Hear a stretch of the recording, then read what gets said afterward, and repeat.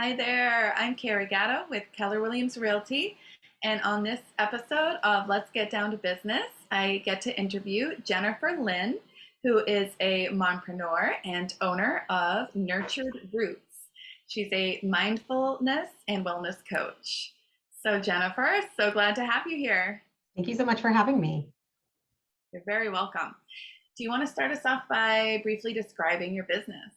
Yeah, definitely. It is a wellness business. I do a lot of different things from Reiki healing to yoga and mindfulness, meditation, and wellness coaching as well. And I work with kids and adults of all ages, starting from 6 weeks old all the way up through adults, really teaching them and helping them figure out how to be more mindful in their lives. Wow, you're teaching six week olds, did you say? Yeah, so that would be more of like the caregiver and the baby together. Not, I mean, obviously they don't do much at that age, but it's more just kind of creating that bond and that safe relationship and safe space to be able to just be together. You know, it's really difficult when they are newborns and infants. So whatever we can do to support and foster any kind of peace in the chaos of that stage, that's what we do. Yeah. That sounds amazing. Yeah, I love it. Yeah. What I get my baby fix. Oh, that must be so fun. Mhm. Yeah. What inspired you to start this business? I was a stay-at-home mom for a while. I loved it. It was challenging, but I loved it. My kids were going off to school full time, and I knew that there was something more that I wanted to do, to give back, to work with people, to help others in a way that was meaningful and impactful. I knew that I, at that time, wasn't really in a position or have a desire to really go back to school full time. I was trying to figure out that balance of still being a stay-at-home mom and being with the kids who were still really young, and also following my passions. And it just was a beautiful natural progression from full stay-at-home mom to finding this career that I love so much, where it started with wellness coaching. I found a program online that I loved and I felt really drawn to it. It was kind of like social work, but you know, really just working with people.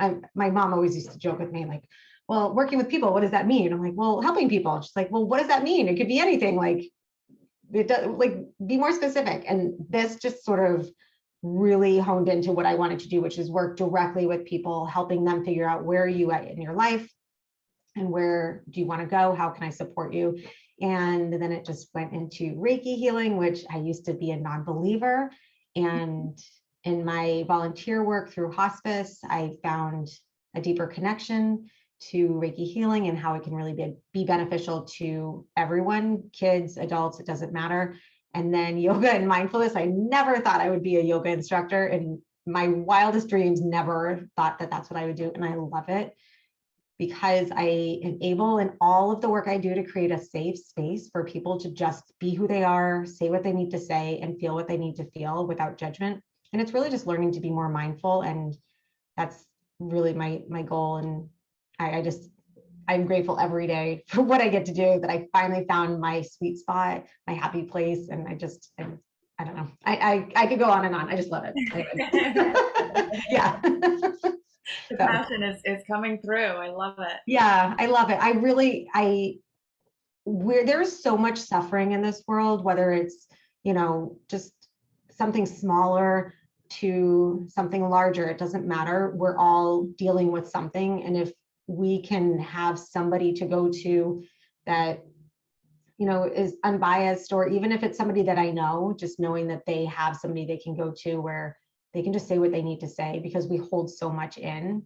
And that reflects in our body. Our mind and our body are really connected. So all the work I'm doing is really trying to find that balance. And it's not perfect. I'm not perfect. I don't expect anybody else to be perfect. It's really just about being present and mindful and enjoying the life that we're in right now as much as possible. And also acknowledging, I might be feeling this way, but I'm choosing to try and live my life the best I can and work with what I got. Yeah. So that's long It's okay story. okay to be human and everything that goes with that. 100%. And that's really important, I think, for people to understand is it's okay to feel a certain way. You know, we hear it's okay to not be okay. It's really true because we're so wrapped up in having to look a certain way or be a certain way or say certain things, obviously everything within reason, but we should acknowledge that we have real emotions and feelings. We're human beings. It's what we do with that that really matters. And that's where I come in to kind of figure out, okay, how can we work through it? Because these are real. I'm always going to be a worrier. I've accepted it. And since I've accepted it, it's been much easier to deal with. It's just who I am in my nature, and trying to get rid of it was just not working. So I just figured out how to make it part of my life, but not hold me back from living. Oh, I love that. Yeah. Thank you for sharing. Yeah, it takes a while. I wish we learned these things, you know, when we're a little older, we start figuring out what's really Yeah. important in life. It's like I wish my 20-year-old self could be like, it doesn't matter what other people think as much, you know, it's how we feel and what we want, you know. I just yeah. Totally. Totally. Well, that's the work that you're doing, creating that awareness. So that's Trying. wonderful. And is there anything that your clients say that they particularly love about your services that you could share? Yeah, sure. So, you know, just the genuine caring and empathy that I possess for others. I do this, I don't do it for money. I do it because I genuinely care about the people I'm working with and helping them through a tough time. And I have people come to me that aren't in crisis at all. It's just, you know, it can be very therapeutic just to have a place where you can share and just let go.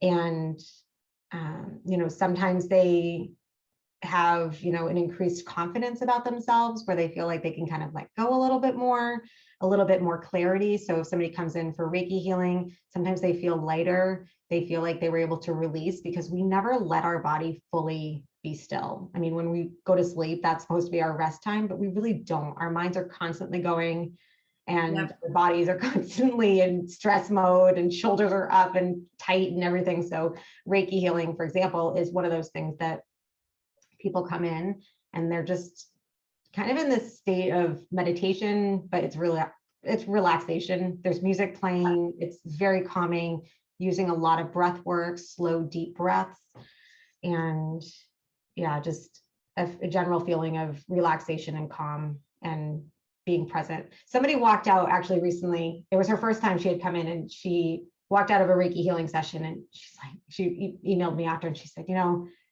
I don't know if this sounds weird, but I just like the world looked brighter to me. And I Yeah. think she was able to unload a lot of stuff that she had been holding on to for a long time, physically and emotionally. And that was really healing for her. So that's the work I do. Oh, what a great quote. Yeah. Yeah. That's, that's very appealing. I, I do it for myself as well because I want to, all of the stuff that I do, I try to practice it as well because I want to practice what I'm teaching. And I feel like for me to just say, you know, do this, but I've never tried it, it's not fair to the people I'm working with. It's not a one size fits all. Some things don't work for me that I know are going to work for others. I'm just here to give you the tools to show you these are the tools you can access in your life. You know, try them, see what works. Some are going to work, some aren't. Some are going to work one day and not another day. But when we take that pressure off, it really makes things a lot easier. And there's a lot of pressure that we put on ourselves these days. For sure. For sure. And so, what was your background prior to this business? It sounds like you kind of came into it after you became a mom. Yes. So I've always kind of had that educator background. From the time I was a little girl, always loved being around children. I've always loved being a helper. And I came out of college as an educator, sort of lost my way for a little bit, trying to figure out like, what do I want to do? Where do I want to be? Then I became a stay-at-home mom, exactly where I needed to be. I loved it. Again, challenging, but Yeah. very rewarding at the same time, very rewarding. And Yeah. I don't know, I think I was very heavily involved with the American Cancer Society. I've had a lot of loss from cancer in my life, and I just feel like there's so much in the world, whether it's cancer or anything else that happens, that I have no control over. And I just have to channel my frustration and my anger and my sadness into something more positive. And that's how all of this came about, because I needed to do something. Yeah. My So, little contribution to society. yeah, absolutely. So, Oh, love it. Um, Anything more you want to share about how you've kind of integrated your business and being a mother? I want my kids to know that it's important to love what you do and to do what you love and have passion. It doesn't, it's not about just making a lot of money or whatever. Obviously, you need to pay your bills, but finding a passion in life, whether that's your career or something else, just being present and enjoying what you do. And one of the things that I think it was like a full circle moment is I do work with EFT, which is emotional freedom technique. It's tapping. Yeah. Basically, Yeah. it's, you know, Super effective way to handle yeah, emotion. Yeah. exactly. It's acupuncture or acupressure for emotions, where you just tap on certain parts of your body. I have an 11-year-old, he was 10 at the time, going to a new school. Lots of, we did remote learning. It was a very big challenge for him coming out as a third grader, all of a sudden going into fifth grade, a new school, everything was different. It was just a lot of change. And I think it caught up to him, and we did the best we could. I think everybody just was doing the best they could in a time that was just filled with unknowns. So we actually, my kids, they love what I do, but when they're your kids, they don't always want to do what you suggest or, whatever. So he was really struggling. And I'm like, okay, I got to try like whatever I can do, like pull from the toolbox of things that I teach other children and other adults. And I did the tapping with him, and he really took to it, and he still uses it every once in a while. He's like, it just feels good to do the tapping, but it really helped him. And that was a full circle moment for me. And I felt like, okay, like I'm doing something okay. It's for my kids, but also for other people. Like I know this works. I've seen it firsthand, because a lot of work I do, I see people and then, they might be off on their own if I'm doing a workshop and I don't hear from them again. Yeah. Not in a bad way, just they have these skills, they know what to do. And every once in a while I'll check in, but it was really, I don't know, it was just really rewarding to see my child actually be able to use something that I'm able to give him in that way. I don't know. I could talk about that all day, but that was a really beautiful full circle moment for me. Like, okay, this is it. I'm doing what I need to be doing. Yeah. You just turned on a light bulb for me, because I've learned tapping, but I've never thought of children doing it. And I mean, that's Oh yeah. a It great is. tool. It is so powerful for kids and for adults. And you Right. just kind of tailor it so it's not as complex for kids, but it's a really simple tool. And if Yeah. nothing else, they just learn like, okay, even though I feel this way, I can feel another way. So you can feel sad and happy. I talk with young children all the time. Like, we can feel two things at one time. It's really weird, right? When we do that, and the kids all laugh like, yeah, that is weird. Like happy and sad at the same time. But that it's important for them to understand that you can be sad. So for example, a kindergartner ending the school year, it's been a weird, challenging year maybe, but they're kind of sad that the year is ending, but they're also excited that they're going to a new school, they get to make new friends. So we talk about how it's important to acknowledge, I'm sad, but I'm also excited. You can feel two different things. So Right. part of tapping is, acknowledging the emotional part, but also doing the physical tapping. And sometimes people just go to the tapping. Some people just kind of attach to the word part of it. I don't know. We could talk about tapping all day. That's a whole other thing. But yes, kids, adults, everything I do can be tailored for children and adults. And I think it's important for us all just to know the tools that we can access. Especially as moms, right? Especially. Exactly. Yeah. Yeah. Again, going back to taking that pressure off. We have so much pressure on ourselves, what we see online, what we see on TV. You need to be a certain way, dress your kids a certain way. Who cares? Like, are your kids fed? Are they happy and smiling? Like, go you. You know what I mean? Like, I am not you, you're not that other person. It doesn't matter. Everybody's different, and we should just do as much as we can to support each other, because parenthood is not, it's not easy. No. No, it is. Somebody told me it's the hardest thing you'll ever love. I Because love that. it's hard work, but it's completely rewarding. And Best it's a friend gift ever. every day. Yeah. Yeah. Yeah. Speaking of that, and you actually just already gave a great one, but any other tips for other mompreneurs who are really balancing and juggling every day? I think it goes back to, just taking the pressure off a little bit and giving yourself a break. I think a lot of us for self-care, we feel like it needs to be an extended period of time, 30 minutes, an hour, whatever. Self-care can be anything that just gives your mind and body a break.